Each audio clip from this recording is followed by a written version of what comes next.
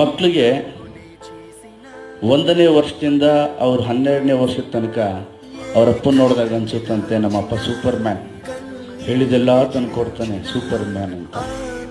ಟೀನೇಜ್ಗೆ ಬರ್ತಾರಲ್ಲ ಅವಾಗ ಅನ್ಸುತ್ತಂತೆ ಏನು ನಮ್ಮಪ್ಪ ಎಲ್ಲದಕ್ಕೂ ತಡಿತಾನೆ, ನನ್ನ ಸ್ಟ್ರಿಕ್ಟು ನಮ್ಮಪ್ಪ ಅಂತ.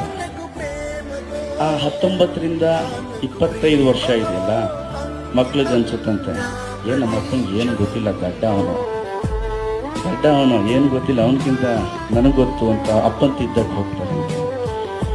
ಆ 25ರಿಂದ 22 7 ವರ್ಷ ಏನಿದೆ ನಮ್ಮ ಅಪ್ಪನಿಗಿಂತ ಬುದ್ಧಿವಂತ, ಅವನೇನೇ ಮಾಡಿದ್ರು ನಾನು ಕೇಳ್ಬಿಟ್ಟು ಮಾಡಿದ್ರೆ ಸಕ್ಸಸ್ ಆಗ್ತಾನೆ ಅವನು ಅಂತ.